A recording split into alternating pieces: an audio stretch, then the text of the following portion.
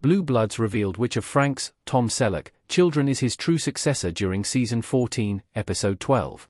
One reason the long-running police procedural is one of CBS' highest-rated shows, even after its cancellation, is that family is so central to its stories. Blue Bloods' Reagan family leaves their problems at the door every Sunday to get together for dinner where they laugh, tease each other, celebrate their family bonds, and offer one another their support. Frank usually sits at the head of the table next to Henry, Len Cariou, symbolizing the respect the family gives to its two patriarchs. The family aspects of Blue Bloods have often led to speculation about which of Frank's children is most like him, and that question has become even more important now that Blue Bloods has only a few episodes left before it leaves the airwaves permanently. Jamie, Will Estes, is often mentioned as someone who is enough like Frank that he might make a good police commissioner if Frank retires at the end of the series. However, the events of episode 12 demonstrate that one of Frank's children is even more like him. Erin and Frank had similar problems in Blue Blood season 14, episode 12.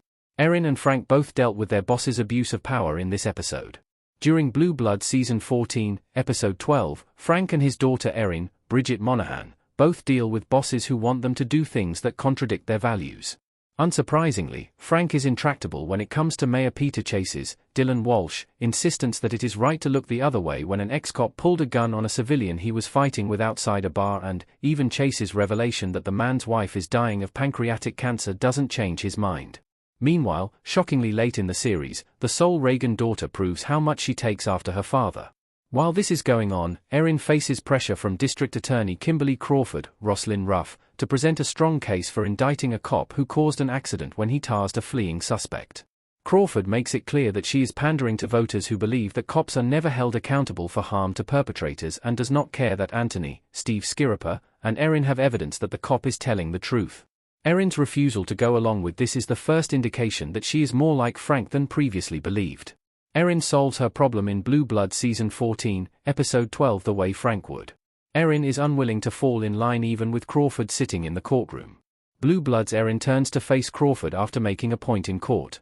After Erin realizes that Crawford cannot be reasoned with, her solution to the problem demonstrates how similar she is to Frank. Taking Crawford's words to heart, and instead of subtly instructing the grand jury to indict an innocent man, Erin makes a point of stating during the cop's testimony that it sounds like you deserve a medal. This comment aggravates Crawford, who knows she lost and storms out of the courtroom. Erin's follow-up is even more Frank-like. When Crawford confronts Erin outside the courtroom about her supposed betrayal, Erin refuses to be intimidated.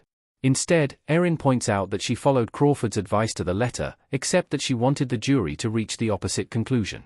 Frank often uses similar wordplay and sarcasm to explain why he didn't do what the mayor or other powerful people wanted when it was wrong, so Erin's comments made it clear how similar she is to her father. What Erin being the most similar to Frank could mean for Blue Bloods ending. Erin might work with Frank on one last case in Blue Bloods. Erin Reagan at her DA's desk in Blue Bloods. While there hasn't been much information released yet about Erin's role in Blue Bloods finale, the series has confirmed that the final episode will involve everyone working on the same case and that Frank will be on a mission to protect Mayor Chase from people who are trying to hurt him, via TV line.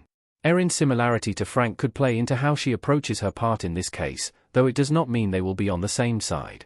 Frank and Erin's shared traits mean they have often butted heads, which has been central to some of Blue Blood's best episodes. Erin might cling as stubbornly to her beliefs as Frank does to his, leading them to clash as Frank does his best to bring the people to justice who are bothering Mayor Chase. However, Frank's Blue Blood Season 14 Part 2 story hints at retirement as his character arc's ending, necessitating some kind of passing the torch symbolism in the finale. Even if a confrontation happens, father and daughter are sure to reconcile before the final Reagan family dinner, leading to a poignant final scene for Blue Bloods.